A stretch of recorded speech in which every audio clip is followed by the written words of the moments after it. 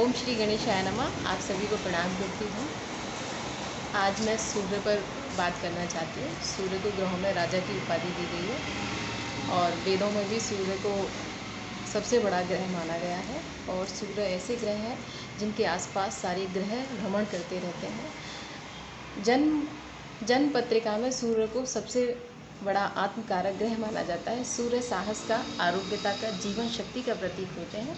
अगर सूर्य बली हो जन्म पत्रिका में तो व्यक्ति आत्मविश्वासी, आरोग्य ही, स्पष्ट वक्ता होता है। नेतृत्व क्षमता उसकी बहुत अच्छी होती है। उच्च पदाधिकारी होता है। राजनयिक भी हो सकता है। सामाजिक मान प्रतिष्ठा युक्त होता है तथा अंतिम सत्य की ओर भी सूर्य ले जाने वाले होते हैं, जैसे कि मोक्ष की ओर ले जाने वाले सूर्य होते हैं। सूर्य दृढ़ इच्छा शक्ति के भी कारक हैं। तो ये तो हो गई बलि सूर्य की बात। सूर्य आत्मा के भी कारक है, पिता के कारक हैं और सूर्य को यश का दाता भी माना गया है। अगर किसी की जन्म पत्रिका में सूर्य बहुत अच्छे उच्च के होकर या केंद्र या त्रिकोण से संबंध बनाकर बैठे हों तो ऐसे व्यक्ति के भाग्य में बहुत अच्छा यश, मान प्रतिष्ठा और उसकी दृढ़ इच्छा शक्ति और बेहद साहसी होता है। अगर सूर्य पंचम सिंह लग्न की कुंडली हो और और सूर्य लग्न में ही विराजमान हो या फिर केंद्र या त्रिकोण में विराजित होकर बैठे हों तो ऐसे व्यक्ति के अंदर बहुत अच्छी ऊर्जा शक्ति मानी जाती है।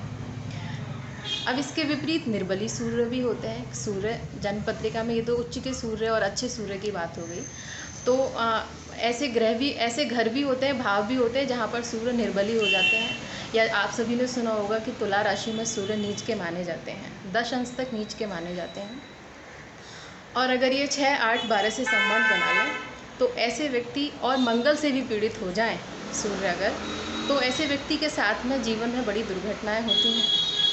पिता एवं वरिष्ठ अधिकारियों से उसका विरोध रहता है। अगर ऐसा व्यक्ति व्यवसाय करे तो व्यवसाय में बहुत हानि भी उठाता है। झूठा स्वाभिमान जीता है, बढ़ा चढ़ाकर बोलने वाला होता है, अहंकारी होता है। और चाटुकारिता मीन्स मतलब कि चापलूसी पसंद करता है। आप उसकी झूठी तारीफ़ करो तो हाँ हाँ हाँ हाँ बहुत खुश रहेगा, ऐसा व्यक्ति होता है। अगर पापकर्त्री आप सभी जानते होंगे कि सूर्य अगर कहीं किसी भी भाव में बैठे हों और उसके आसपास पाप ग्रह बैठ जाएं तो सूर्य पापकर्त्री योग में आ जाते हैं। तो ऐसे व्यक्ति के साथ में वो निर्बली हो जाते हैं। ऐसे व्यक्ति के साथ में भी यही होता है कि व्यक्ति डरपोक, कमज़ोर दृष्टि होती है उसकी, मतलब आँखें उसकी कमज़ोर हो सकती हैं। अगर सूर्य द्वादश भाव में चले जाएँ और वहाँ निर्बली हो जाएँ, किसी पाप ग्रह से पीड़ित हो जाए तो वहाँ पर सूर्य ऐसा व्यक्ति बहिष्कृत जीवन जीता है।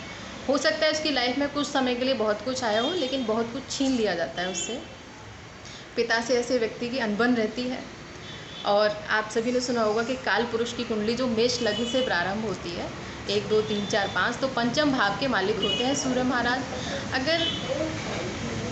अगर पंचम भाव में सूर्य विराजित हो जाए, बैठ जाए, तो ऐसा व्यक्ति माना जाता है। पंचम भाव पुण्यों का भाव माना जाता है, पूर्व जन्म के पुण्यों का फल माना जाता है।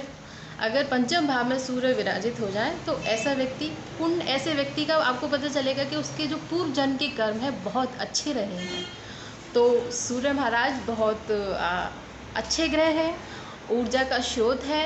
उनको हमेशा आप जब सुबह को उठें, कैसे भी सूर्य ग्रह बैठे हों आपकी कुंडली में, पापकर्त्री योग में हो, 6, 8, 12 में हो, लग्न में हो या केंद्र त्रिकोण में हो, तो अगर सुबह जल्दी उठें, स्नान करें, स्नान आदि से निवृत्त होकर सूर्य भगवान को जल दें, अपने पिता का सम्मान करें और अच्छा जीवन जिए। इसी कामना के साथ में आप सभी को प्रणाम करती हूँ। बहुत बहुत धन्यवाद।